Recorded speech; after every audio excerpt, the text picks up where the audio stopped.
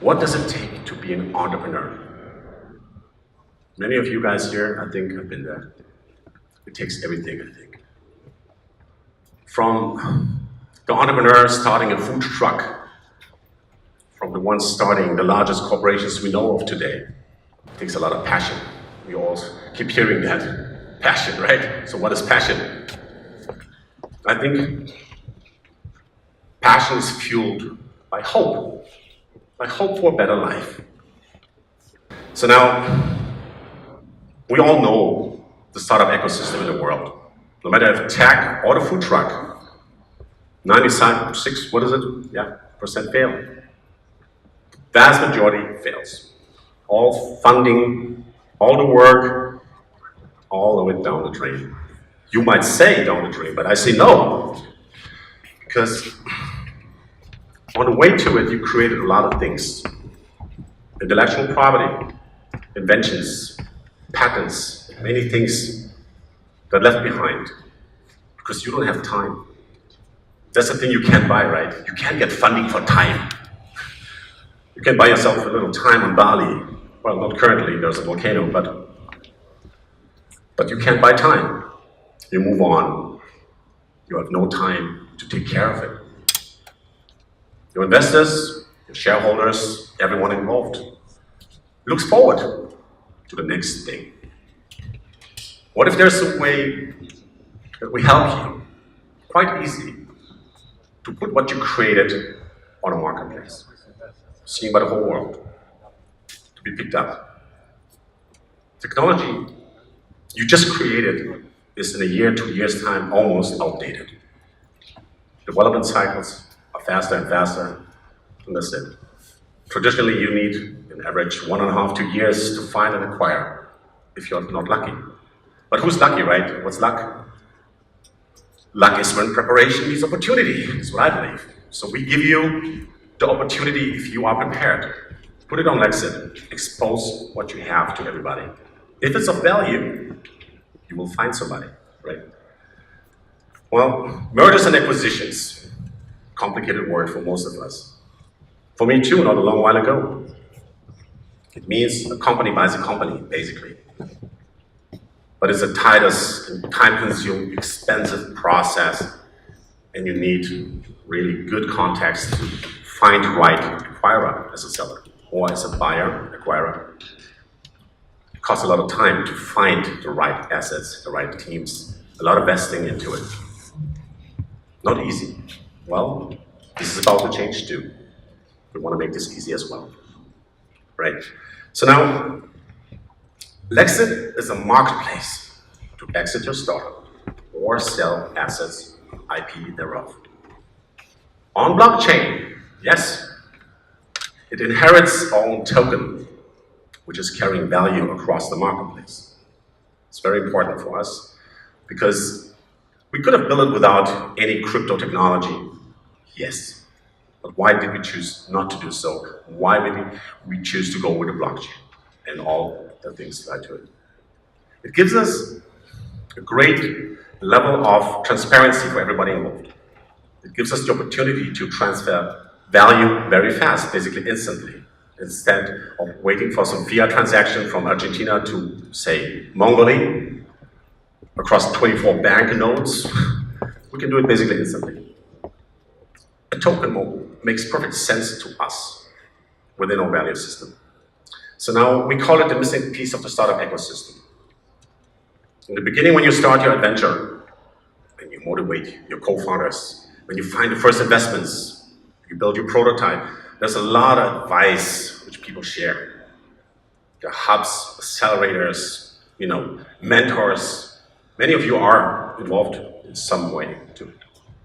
They help you. Now you deploy your product, you keep going, you keep pushing, but eventually, as we said, 96% fail, you run out of money. Simple that.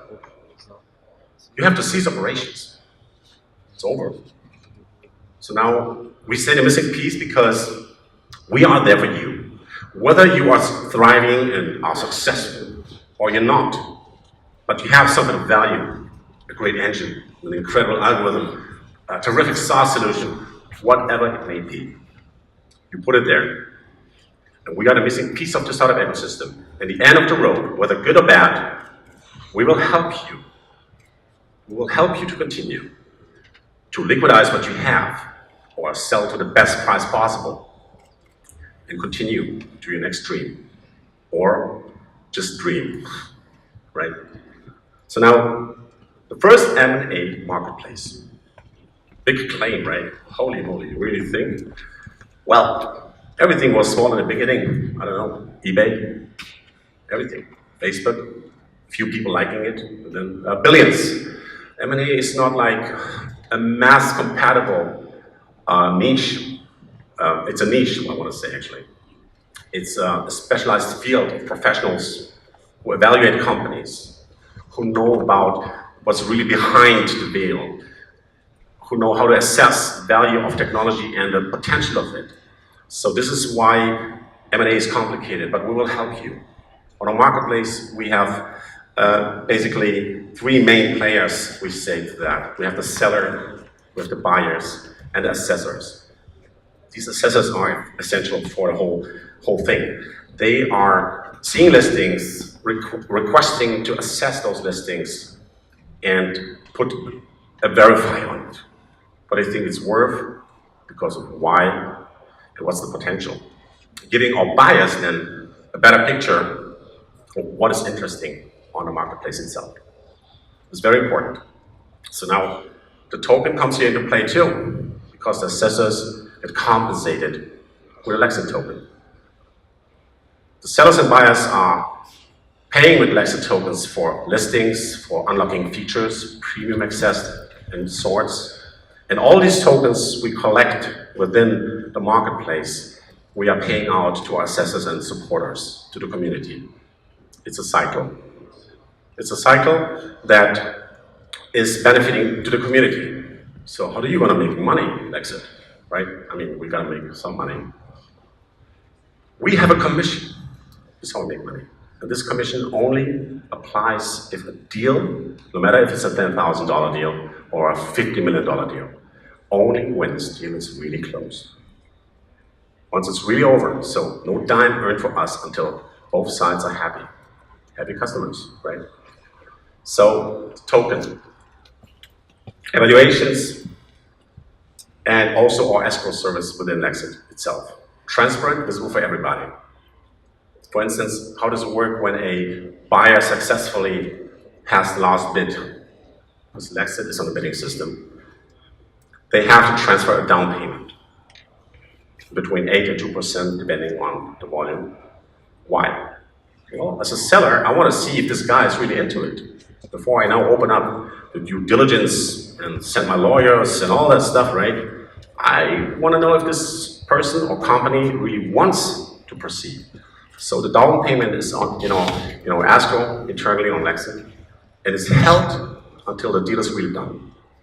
Once the deal is done, this down payment reflects our own commission. We got it paid out. What I just said is being displayed a little bit here. You got, in the middle of LEXIT, you got the assessors and the buyers and sellers around. A little bit like a solar system here. And around you have three things. First, the blockchain itself. Every step of any deal on LEXIT is being protocoled into a blockchain layer. To verify whatever has been done and said, definitely. That's very important. Now we come to the LEXIT partners. Who's that? We already closed deals with multiple great companies in the world. What we do right now with LEXIT, a highly automated M&A marketplace, they've done before, manually, manpower, right? Consultants, M&A professionals, closely connected, in depth with the startup ecosystem on one side, and with investors, acquirers on the other side. So now we share our revenue with these people, with these companies. There is no money in the world I can spend on Google AdWords or any campaigns that gives me that much access to the ecosystem. But then involving people who already are in there, weaved into it in the whole world. As they say, what is it, 6 corners, you're connected to the whole world, right? So this is why we are very generous, I think, When I told the partners how much we're going to share, they couldn't believe it. 50-50. Am I crazy? Giving half of my revenue away? Sounds crazy, but you know, I don't believe so. As a startup, for startups, this is what we call ourselves. We believe in community. Caesar said, divide and conquer. I don't like that conquer thing.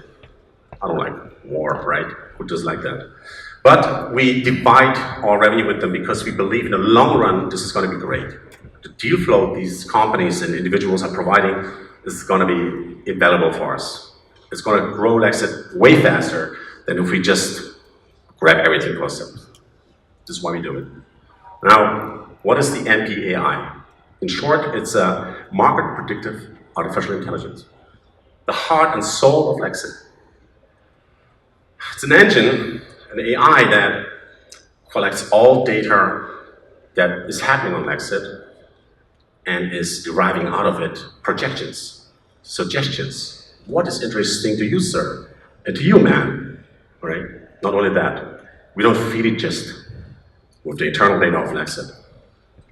Real-time financial markets data, real-time patent registry data, news tickers, many sources around the MPI going into the system and creating like a crystal ball for economics. I dare to say that because nobody knows the future, right? But it's going to be an amazing tool to get a valuable information on what you should do with your money and how much do you think you are worth. It's going to help you along the way. And over time, as any AI, it learns. It's getting more precise, it's getting stronger, and helping you more and more. So now, the next diagram shows you the general deal flow. Well, it looks complicated, but technology can be complicated. But the use case is actually very simple, and the interface we built for you guys is going to make you very happy and help you along the way. I'm not going to go into it now, pointing arrows and what it goes, but basically how LEXIT works is this. Simply, you are putting your startup for sale. This is the first step. You're getting bids, the next step. The assessments along. You can NDA right away before you even place the first bid to a buyer or seller, to a seller, which can be anonymous or not. Most buyers, big companies, want to be anonymous because Apple doesn't want Samsung to know what they're interested in, of course. But if you go in the NDA, you open up a back channel, you can get all information you need to make your final judgment about it and make your bid. Now the final bid is placed. There is a winner. The seller says, all right, fine, d'accord, I picked this winner. It's not a competitor, which I'm selling now, some technology. I'm fine. The seller can reject any offer at the end. You're not forced to sell it. You can say, no, I think I'm worth more than 10 million, period. My last valuation was 20, and I think we're going to wait. You don't have to do it. You award. Is it bad? No. You had a feeling, you got a valuation from the world. It's not bad. For the small listing fee you came up with before, it's good. Way cheaper than going to PwC or anyone else to give an assessment and an audit on that. I tell you that. Those guys take a lot of money.